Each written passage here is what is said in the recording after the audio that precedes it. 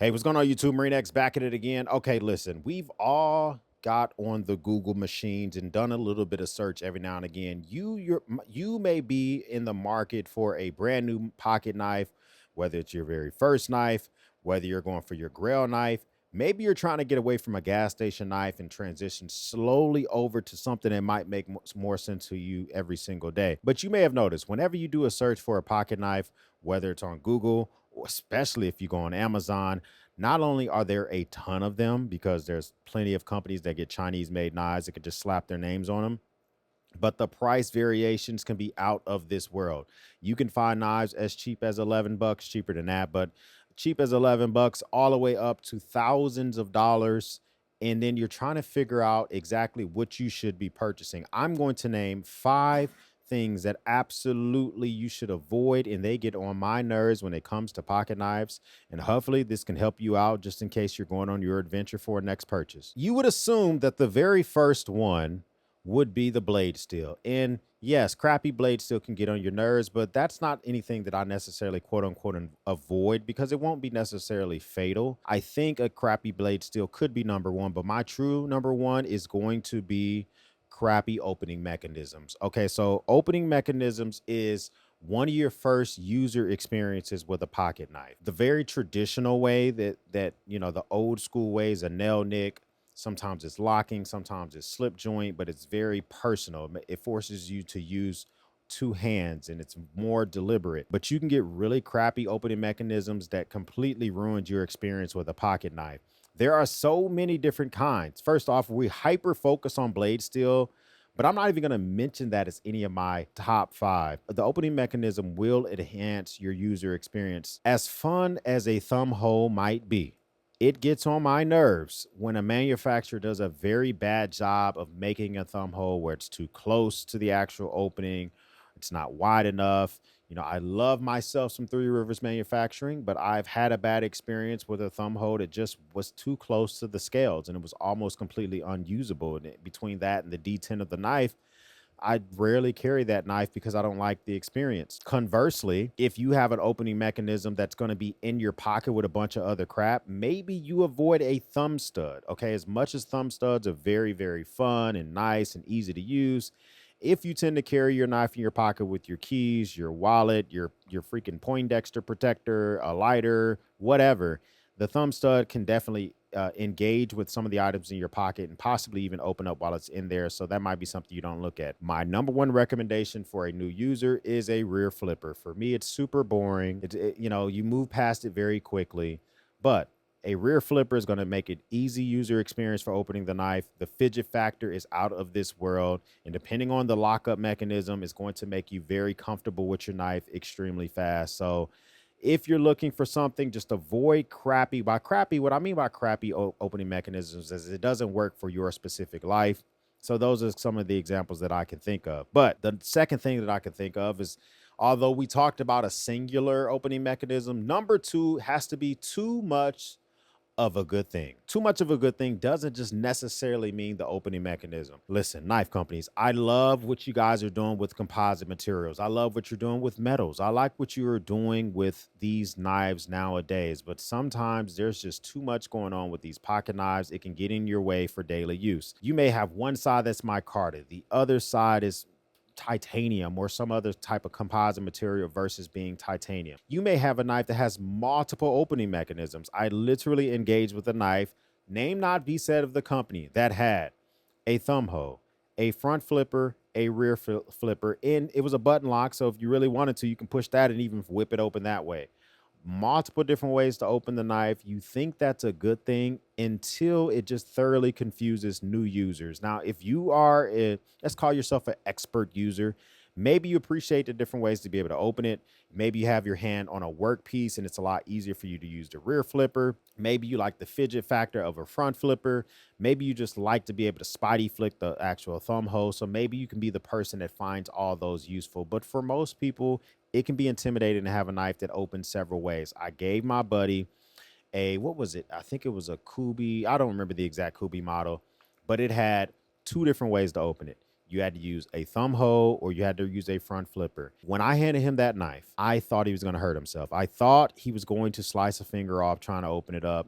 He knew it was two different ways to open it, but it was intimidating to even have to approach the fact that it had multiple ways. That's something you got to think about. Number three, we got to talk about horrible handle makeups, horrible handle designs. Sometimes the ergonomics of a handle can just be a detriment to your entire carry, whether the actual scales themselves dig into your hand or ergonomics. The pocket clip rides way up too far in the hand or it gets in the way of your pinky finger.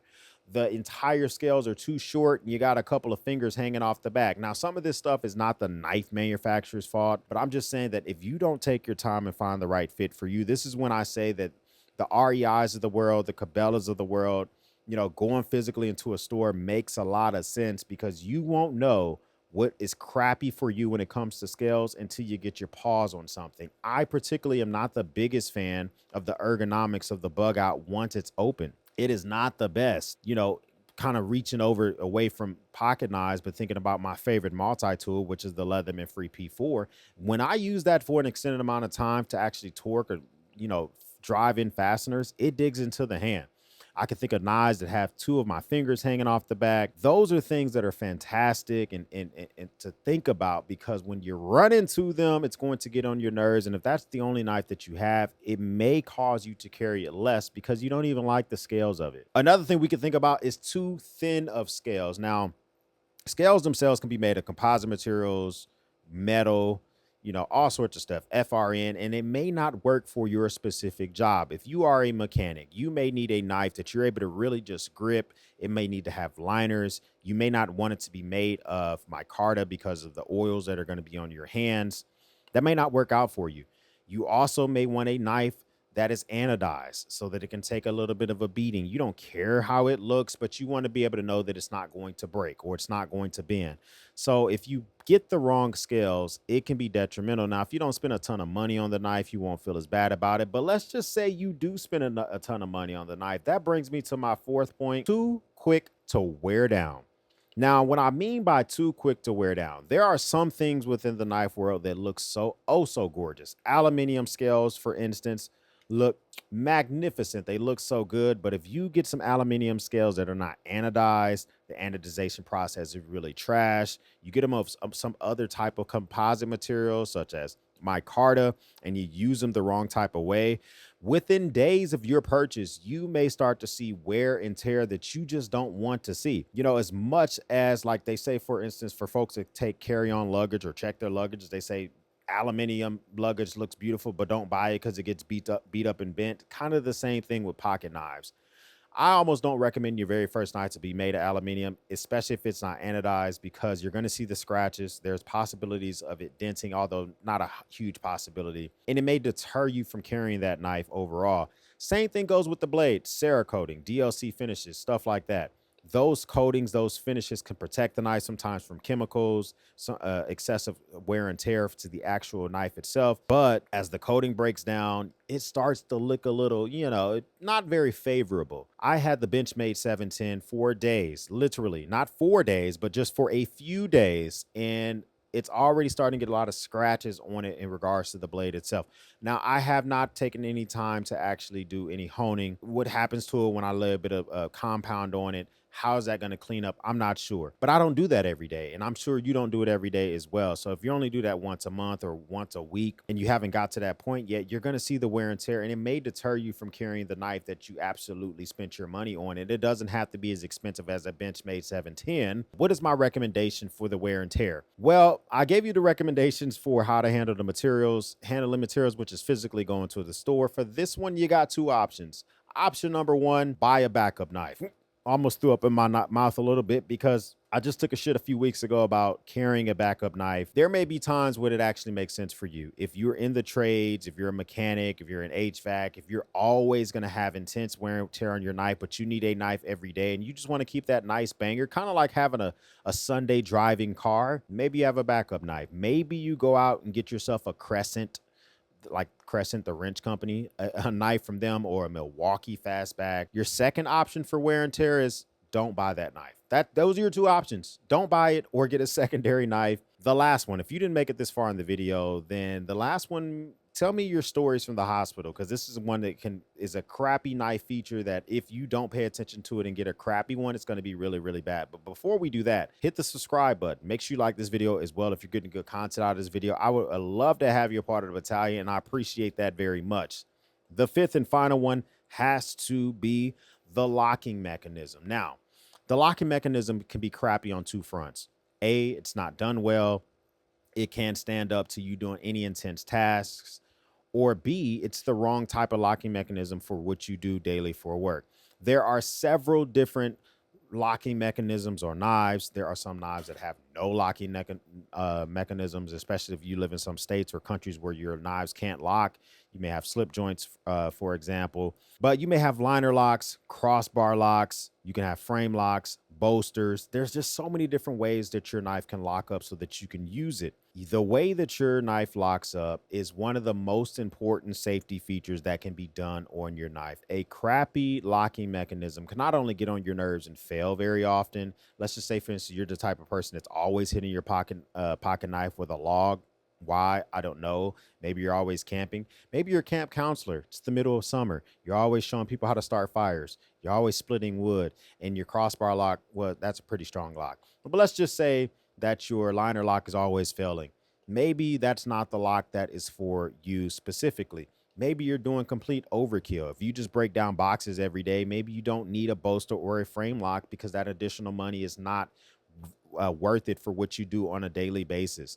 For safety reasons, for overkill reasons, pay attention to the locking mechanism. That also has to do with user experience. Remember I said the first experience with a knife is the opening mechanism. Well, one of the last experiences with a knife for the user experience is you disengaging the lock and putting that knife away. Are you going to be used to it? Can you still do it one-handed? Today's pocket knives are becoming more and more designed to be used one-handed. And if you have a locking mechanism that you're not comfortable with using one-handed, an opening mechanism, scales, whatever, then that might not be the knife for you. Comment down below, what are some suggestions that you think a knife that meets all those categories? I got some ones that I think meet those. The Remit Rhino has multiple ways to open, but I still love it. I love me some Benchmade Bailout. The TRM Shadow gets your boy excited. I have plenty of suggestions. I'm going to list down below some of my favorite knives that I think might work out for you. If this is your first time stopping by, you haven't hit the subscribe button from earlier, what are you doing? Hit the button. Okay, I would love for you to do that. If you've already done that, I'm not talking to you. You've already done what I need you to do. For everyone else, we'll speak soon.